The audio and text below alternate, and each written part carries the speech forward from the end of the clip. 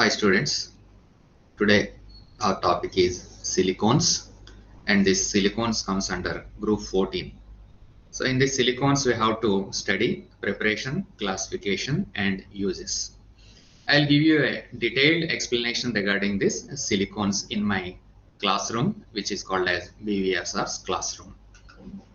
I am B. Venkatrao from the Department of Chemistry, Government College Autonomous which is also called as Arts College Rajahmundry.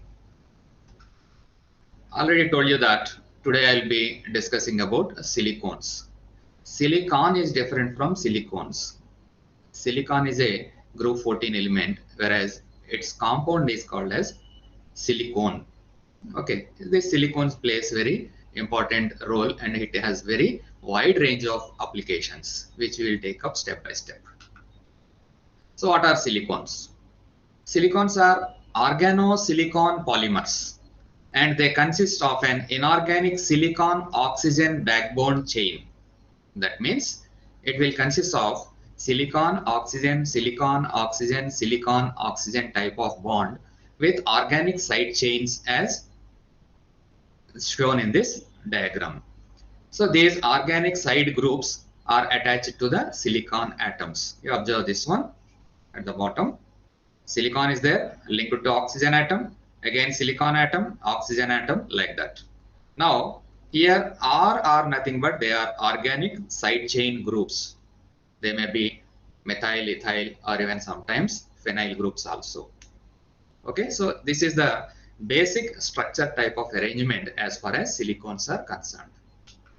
Now silicones have general formula R2SiO N times. That is the basic general formula, where R, I told you, is an organic group such as an alkyl group, that is methyl, ethyl, propyl, etc. Or even it can be a phenyl group like C6H5 type of groups. Okay, so what we can do with these silicones is by varying the SiO chain lengths, also side groups and cross-linking process, silicons can be synthesized with a wide variety of properties and compositions.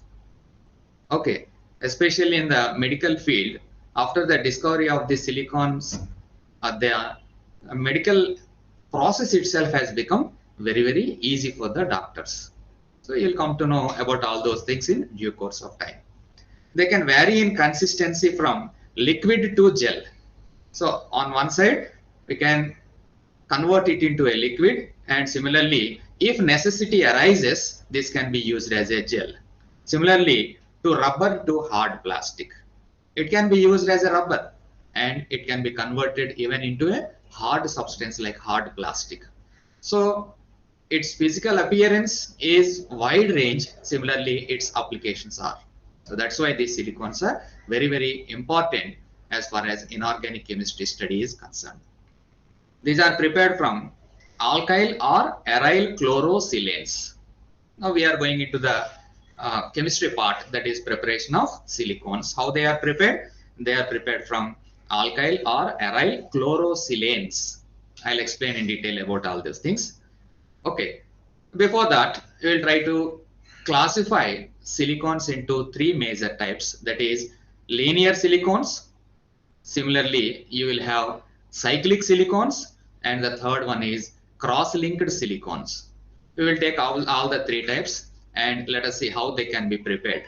Silicones will be classified into linear, cyclic or cross-linked polymers or silicones. Let us see how linear silicones are prepared first of all and how they appear. Preparation of linear silicones.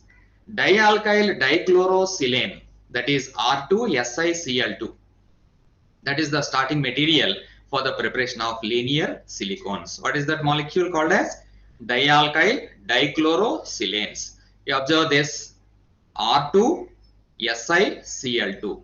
That is dialkyl, two alkyl groups, silane, silicon is there, then dichloro, two Cl2s. On hydrolysis, what happens to this substance when it is subjected to hydrolysis? Means the Cl atom gets replaced by OH group.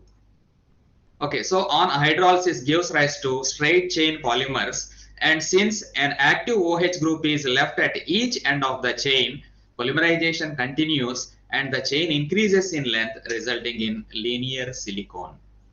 So on two sides, what you are having? Originally we have CLs, and this Cl is replaced by OH group upon hydrolysis. Now, when polymerization takes place, these two OH groups come closer, then what happens is H2O molecule will be eliminated. So in that way, due to the elimination of H2O molecule, a continuous polymer will be obtained, which is in the form of a linear polymer. So that we will take up in this class. You observe this one. This molecule is dialkyl dichlorosilane. Dialkyl dichlorosilane. If it is two CH3 groups, say for example R is a CH3 group, then what happens? The name of this molecule becomes dimethyl dichlorosilane. Now this molecule is subjected to hydrolysis with water. Then what happens? I already told you, the Cls are replaced by OH groups. Now this dialkyl dihydroxysilane is subjected to polymerization. When it is subjected to polymerization, what happens?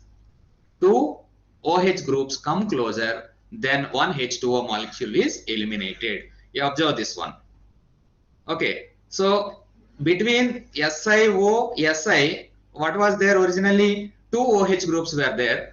From the two OH groups, one H2O molecule is eliminated. Then what is left here? Only oxygen will be left. So in this way, due to continuous polymerization, a long chain will be obtained having this general formula R2SiO n times, and that is called as linear silicon.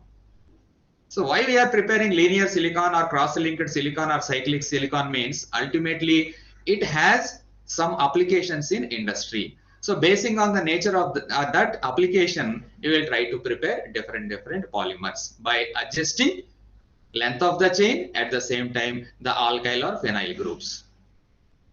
Similarly, we will take up another one, that is cyclic silicons.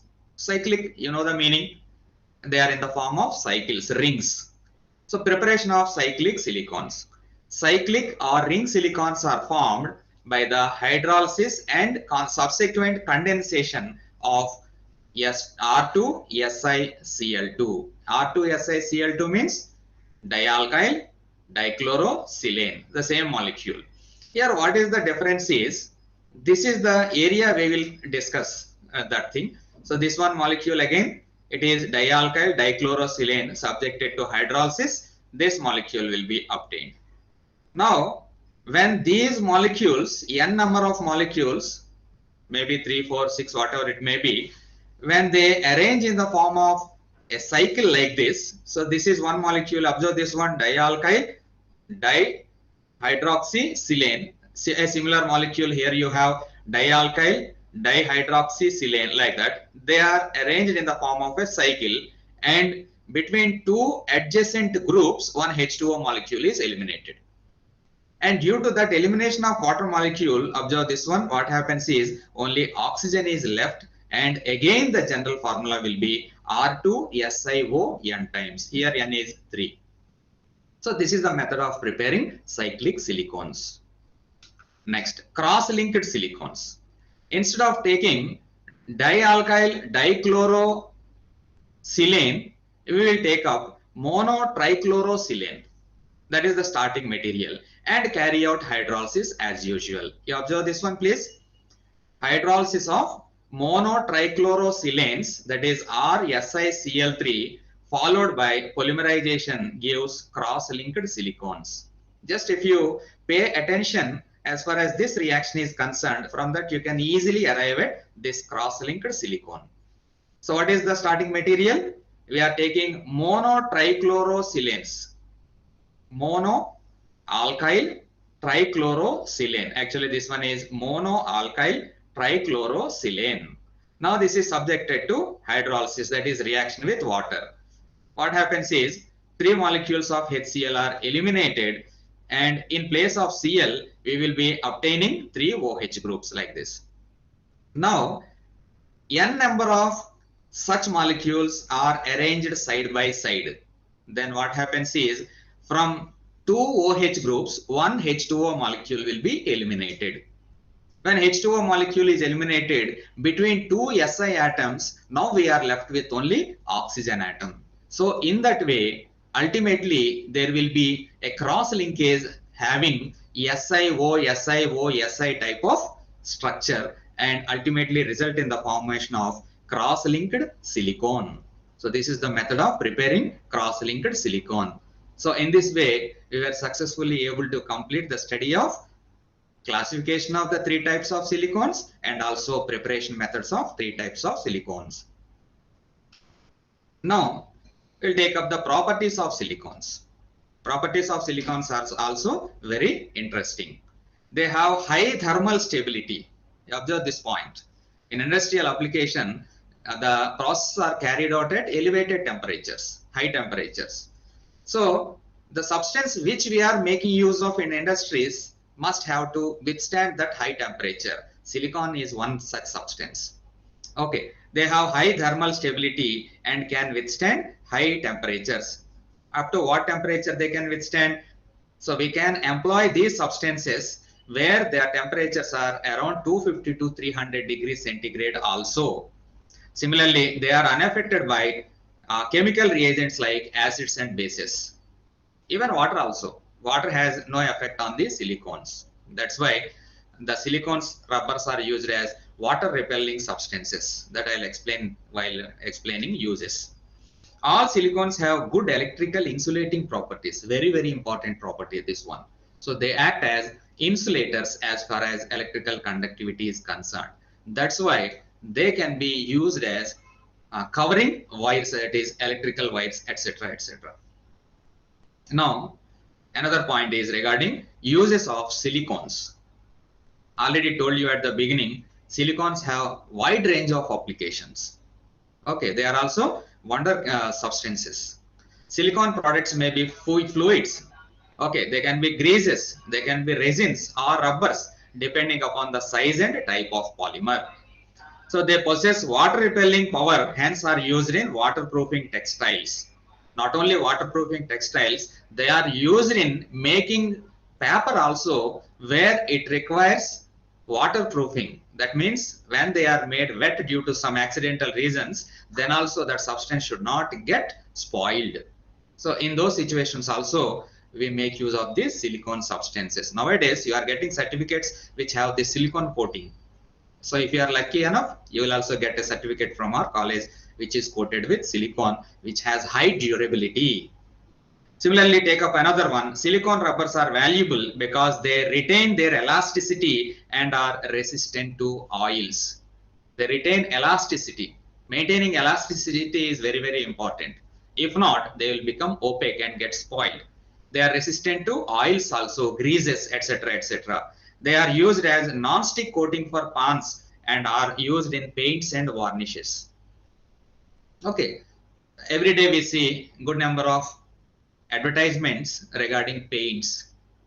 So these substances, they won't allow the mud or water or greasy substance on the walls, etc. Why it is possible means it is all possible due to the coating which is made on the surface in the form of paints and varnishes, which involves the chemical substance silicone.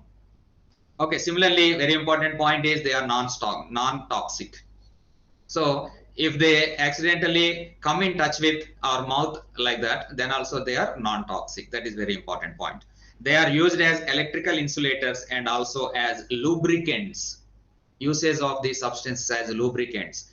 Regarding insulation, I already explained these points. So in this way, so these are some important aspects regarding silicones, which may be asked in the examination as essay question or also sometimes short question. Whatever may be the nature, I have given you elaborate explanation as far as your study is concerned, that is silicones. So please make use of this video for enhancing your knowledge regarding this silicones. Okay, thank you very much. If you have any doubts, you can approach me in this address. Wish you all the